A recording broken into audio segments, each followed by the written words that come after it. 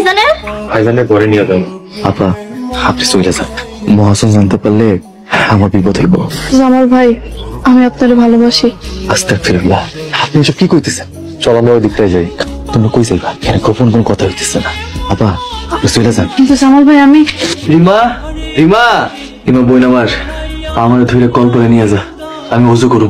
তুমি তো নড়তেই পারতাছো না, এই ওয়াক্তের নামাজটা কাজা করে ফেলো।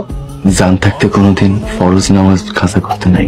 আল্লাহ কইছেন নামাজের সময় হইলে নামাজ পড়, খাড়ায় নামাজ পড়তে না পারলে বসে পড়ো, বসে পড়তে না পারলে শুয়ে পড়ো, আর হাত পা অবশ হয়ে গেলে মনে মনে পড়ো। তবুও নামাজ ছাড়ার কোনো নিয়ম নাই, আমি ফরজ নামাজ কাজা করতে পারবো না বোন। ওযু করতে না পারলে তায়াম্মুম করে নাও।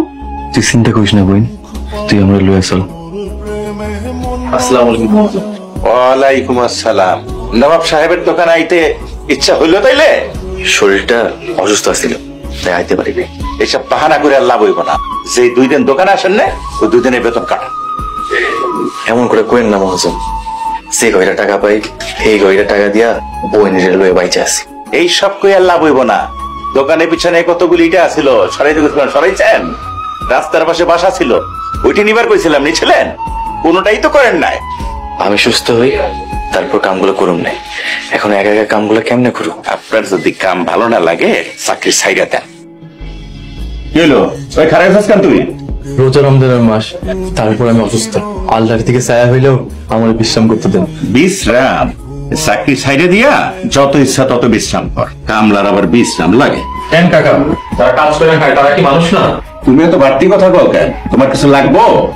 আমার কিছু লাগবে না লাগলে দোকানে খারাই ভিড় যাবেও না। যাইতেছি।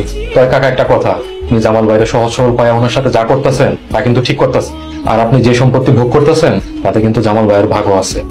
ওই পোলা, তোমার এত বাড়তি কথা কইতে কইছে কে? নাই তুই চলে যাও ভাই আমার। জামাল ভাই আপনি আমার বাধা দিয়েন না, সত্য কথা কইতে দেন। উনি আপনার নরম পায়া যা করতেছে তা কিন্তু ঠিক করতেছে না। জামাল্লা, তুই মানুষ ভাড়া করে নিয়ে এসেছ, আমার কথা শুনে ফেললে? কামলার বাচ্চা কামলা, আজকে তোরে। তুই চলে যাও ভাই। কেন ভাইজান, আমি কি ভুল কিছু কইছি?